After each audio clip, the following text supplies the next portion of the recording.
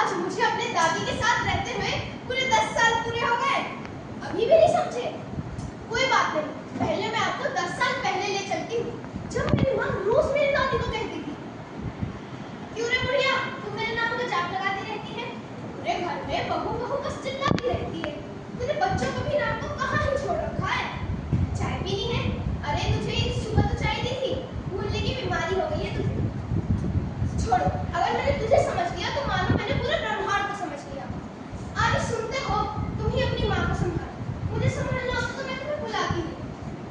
अरे क्या है माँ, क्यों परेशान करती हो उसको इतना? चाय पी के क्या करोगी? चाय पीने से बीमारियां जैसे शुगर, बीपी, ब्लड प्रेशर, मौत, नर्व, स्वस्थ अरे छोड़, और लाओ अपने पैक। अरे कुछ पैसे ही तो चाहिए, क्या पैसे अपने साथ सर पे रख के स्वर्ग लेके जाओगी क्या? दे दो, नहीं दोगी मत दो, जा रहा हूँ मैं ऑफिस। पानी वो मैं तुम्हें शाम को आके पिला दूंगा।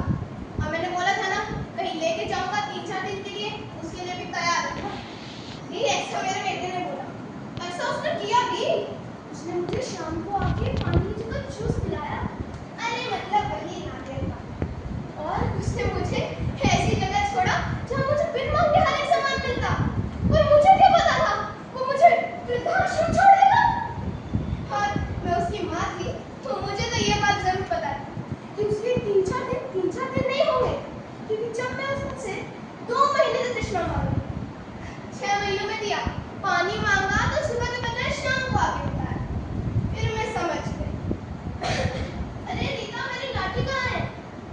हाँ 10 साल में गुजर चुके हैं, रोज एक नई घंटी बजती, रोज मैं उस घंटी के पीछे भागती, मेरा बेटा मुझे लेने आया होगा, पर नहीं, रोज मुझ जैसी एक नई बुढ़िया आती।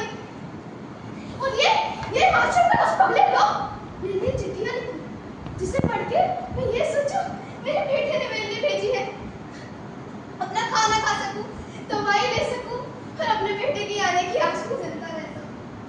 अब तो इस बात को 12 साल बीत चुके हैं और वो चिट्ठियां मेरा बेटा लिख ही नहीं सकता, क्योंकि मेरे बेटे के कंधों पे काम का इतना बोझ जो था। अरे देखना रीता, एक नई घंटी बची है, तो मेरा बेटा मुझे लेने आया होगा, देखना।